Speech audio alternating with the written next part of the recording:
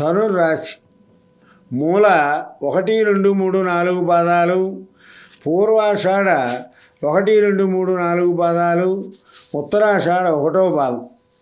ఈ వారం ఈ రాశి వారికి అనుకున్న కార్యక్రమాలు విజయవంతంగా సాగుతాయి. అనవసరమైనటువంటి మనోవిచారం, అసంతృప్తి ఎక్కువగా ఉంటుంది. ప్రవర్తన వక్రంగా ఉంటుంది.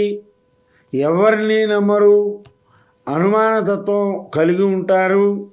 శత్రువులపై విజయం సాధిస్తారు. ధనలాభం చేకూరుతుంది. ఇష్టకార్యసిద్ధి, శరీర ఆకర్షణకు ఎక్కువ ప్రాముఖ్యత ఇస్తూ ఉంటారు. స్త్రీల వల్ల ఇబ్బందులు వస్తాయి, జాగ్రత్త. బంధుమిత్రుల కలయిక, దానివల్ల ద్రవ్యలాభం చేకూరుతుంది. తాము చేయు పనుల వల్ల ఇతరుల కష్టాలు వస్తాయి. శుభపుణ్య కార్యక్రమాలు ఎక్కువగా ఖర్చు పెడుతూ ఉంటారు. కోర్టు వ్యవహారాలలో సానుకూలత కలిగి ఉంటుంది.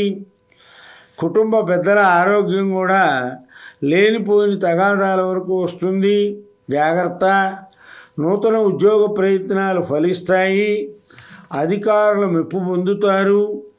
అయినప్పటికీ ఉద్యోగస్తులకు తోటివారితో అనవసరమైనటువంటి కలహాలు వస్తాయి, జాగ్రత్తగా ఉండండి.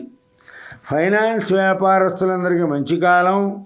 విద్యార్థులకి జ్ఞాపక శక్తి అనుకున్నంతగా ఉండదు. కాబట్టి ఒకసారి జాతక చక్రం పరిశీలించి దానికి తగు శాంతి చేయించుకుంటే మంచిది.